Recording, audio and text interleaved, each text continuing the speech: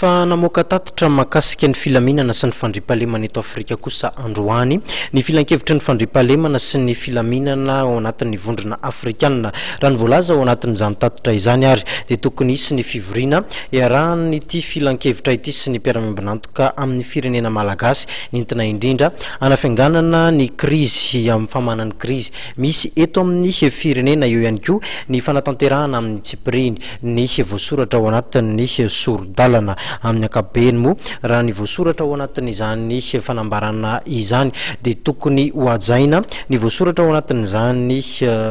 feuille de route izany indrindra ny mahakasika ny fanatanterahana ny fampitsoran-keloka eo ihany koa ny fampiarana ny tsy fiandaniana ao anatin'ny tetezamita ny fampodina ny sesitany politika dia isan'ny voarakitra ao anatin'izany ihany koa fa raha ny mahakasika ny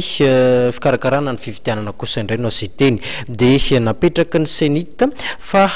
amin'ny fahavalon'ny volana febroary ho avy zao no tokony daty farany ametrahana ny fampiatsonana ny mpifidy izay tanterahany fa fanapanatanteraka araka izany ary dia nitarina ity tety andro ity ary manana ny ambarany mahakasika izay ny mpanao politika samihafa ny vondro politika samihafa ihany koa ny fanovana ny tety andro ny fifidianana na ny fanafoanana ny fifidianana amin'ity taona ity dia iteraka fiahiahina eo amin'ny vahoaka sy ny tompon'andraikitra izany fiemorana izany raha ny voalazan'ireo manampahaizana manokana mikasika ny fifidianana eto amintsika nandritry ny fionana tamin'ny mpampalala vaovao izay notanterana ny tolakandro teo teny Akadivato tokony ajaina raha ny voalazan'izy ireo ny tety andro izay navoaka ny voamera mahalotena misahana ny fifidianana hoajaina ny calendrier izay nataony resam-pirenena ary navoaka ny senita lay 8 février satria fatatsika fa lay volana me an'le convocation des électeurs andresahana teo zany a dia 8 février zany hoe afaka 10 androany manoloana zay nefa zahay dia miaha satria mbola maro mbola betsaka lay zavatra manodidina tahaka ny voalaza teo le amnistie ary indrindrindrindra zany natonga n'lay antso dia hoe lay communauté internationale fatatsika zany a voalazan'le tompotra fa hoe tsy maintsy maka-hevitra tsy maintsy ierana lay fivoriana am-pirenena les Nations Unies indrindrindra amin'ny zavatra misy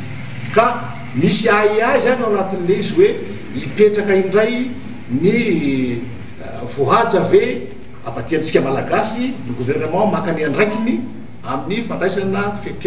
convocation des électeurs zay ary ny communauté internationale ihany koa mandray andraikiny amin'ny fanampiana sy fa natotsana mahatratrarana an'io daty reo ary ny senita voalaza teo reny zany dia ny hoe mba hamoaka satria fa mino zay fa tokony vovita lay recensement ny mpifidy ary fandefasana azy any amin'ny centre informatique de district rehetra tokony fipetraka zany zay tokony fivoaka mba hahafahan'ny mpifidy mijery ny anara isanisany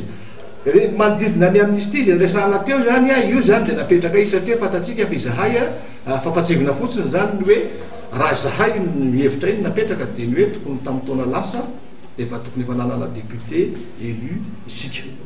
zay zany tokony izy ka eo le ahiahy mipetraka hoe mbola tsy anana ndray ve tsika amin'ity sa anana an'izay député zay a ny amnistie zany napetraka ay dia hoe zay a dia ohatran'ny tsy mety aminay raha fomba fijerinay a lay amnistia lasa source d'impunité satria ohatran'ny tsy mety raha ohatra ka hoe ohatran'ny tady fangaro be zany moa zavatra fampiresahala tety hoe tady fangaro be ny gadra politika sy ny mpanao politika migadra voalazan'ny Ramatoa Madeleine Ramaolo-Miaso fa tokony isy ny fifanarahana na ny karazana pacte izay ifanarahana ireo izay ilatsaka hovidiana mba hofanekena ny fangatana ny famatsim-bola mikasika ny fifidianana izay apetraka any amin'ny fianakaviam-be iraisam-pirenena raha ny any Frantsa no resahana dia ny expert comptable raha ny voalaza no manara-maso akaiky ny vola izay ampiasain'ireo candidat nanamafy ireto manampahaizana manokana mikasika ny fifidianana ireto fa tokony ampiantso ny mpifidy fa raha fatarany ny fahavalon'ny volana febroary ny fahefanam-panatanteraka ary anohana ireo mpiantseritra samihafa eo amin'ny fanentanana ny mpifidy ny senita kosa raha ny voalazan'izy ireo dia tokony amoaka ny listim-pifidianana vonjo maika eny anivon'ny fokotany ary anaja ny tety andro izay efa nambara tamin'ny fomba ofisialy Ny antso nataon'izy ireo any fianakaviam-be iraisam-pirenena dia ny mba anajany ny fandraisan'ny anjara amin'ny fanatanterana ny fifidianana. Tsy tokony ho isy hoy ireto manampaizana mikasika ny fifidianana ireto ny fanapahan-kevitra vaovao izay anakirotana indray ny fanatanterana ny fifidianana.